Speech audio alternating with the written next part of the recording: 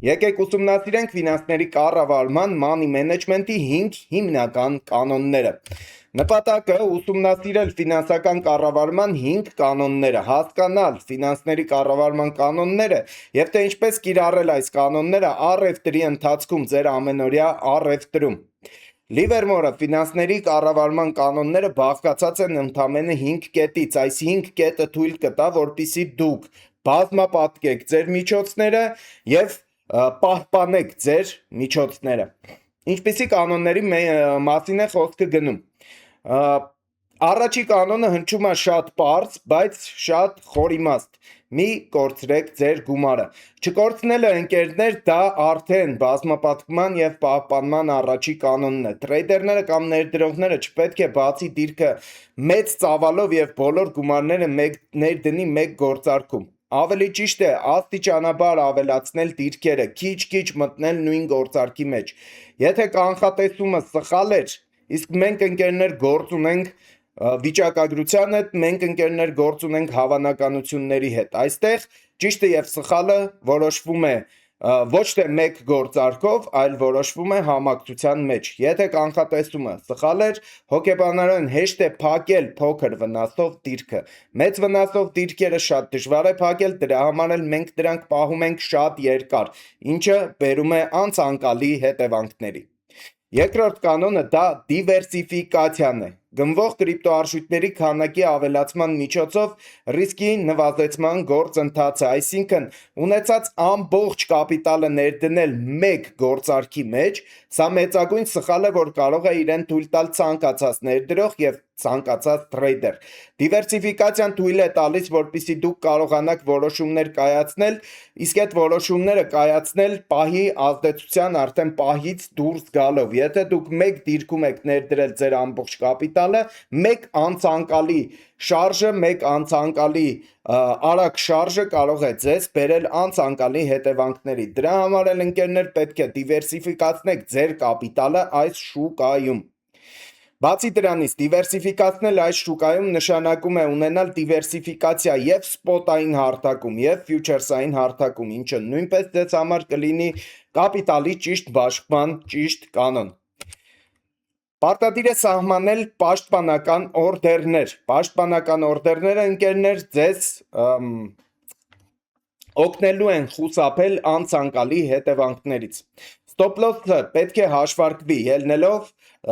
ներդրման չափից եւ առևտրի գործարքի փոփոխականությունից։ Միևնույն ժամանակ այն չպետք է այնքան մեծ լինի, որպեսզի հանգեցնի հաշվի լիկվիդացիայի այն ժամանակ, երբ ներդրողը չունի բավական միջոց դիրքը պահպանելու համար։ Լիվերմորը յուրաքանչյուր գործարքում ռիսկի էր ենթարկում հաշվի առավելագույնը 10%-ը։ Ինչ է stop loss-ը, ընկերներ, մենք անպայման կուսումնասիրենք, բայց իմացեք, որ stop loss-ը դա ձեր անցանկալի հետևանքները կառավարելու գործիք է։ Ունենք նաև հաջորդ կանոնը։ Պետք է, ընկերներ, միշտ ունենալ պահուստային գումար։ Պահուստային գումարը, ընկերներ, դա այն գումարն է, որը չպետք է լինի գործարքներում, որպեսզի դու ցանկացած պահի կարողանաս կայացնել էքստրեմալ որոշումներ, եթե դրանց կարիքը լինի։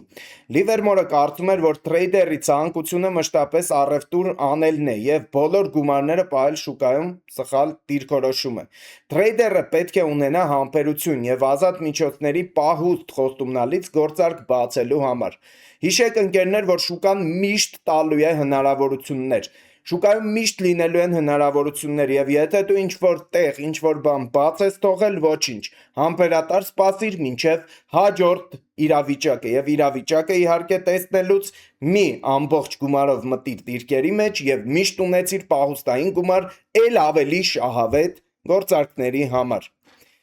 Հաջորդ կետը, ընկերներ, պետք է թույլ տալ, որպեսզի մեր դիրքերը աշխատեն, այսինքն, եթե բացել եք գործարքը, եթե տեղադրել եք համապատասխան օրդերները, գնման, վաճառքի օրդերները տեղադրել եք, գիտեք գործարքը ինչպես է ընթանալու, կատարել եք ձեր վերլուծությունը, թողեք, թող գործարքը աշխատի։ Մի թողեք, մի պահեք շատ երկար վնասաբեր դիրքերը, մի փակեք շատ արագ եկամտաբեր դիրքերը, սա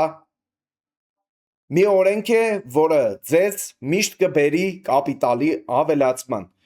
Եթե պահեք ձեր վնասները փոքր մակարդակում եւ թույլ տաք, որ շահութաբեր գործարքը աճի, միշտ կհասնեք հաջողության։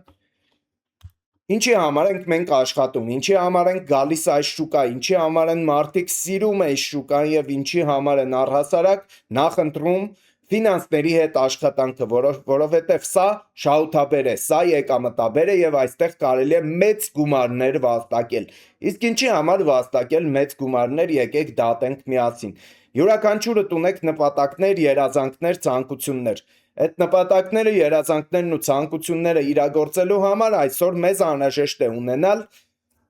ֆինանսական միջոցներ։ Իսկ ինչ ենք անում մենք, ցանկանում ենք, որպեսզի այդ ֆինանսական միջոցները էլ ավելի աճեն, էլ ավելի աճեն, էլ ավելի աճեն։ Սա սխալ է, ընկերներ։ Պետք է միշտ փոխարկել շահույթը գումարի, ոչ ամբողջական մասով իհարկե, բայց որոշ մասը միշտ պետքա ծառայի ձեզ այդ պահի դրությամբ։ Եթե դուք վաստակել եք, ուրեմն պետք է այն ծառայի ձեզ։ Անցկացրեք ձեր հաշվի մոնիտորինգ, ամեն շաբաթը մեկ, ամեն 15 օրը մեկ, ամեն ամիսը մեկ,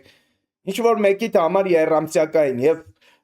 տվյալ ժամանակահատվածից հետո կտեսնեք ձեր դեպոզիտի աճը, մի որոշ մասը կանխիկացրեք, 70%-ը վաստակացի կանխիկացրեք, 30-ը թող մնա հաշվին։ Շահույթը թիվ է համակարգչի էկրանին ընդամենը։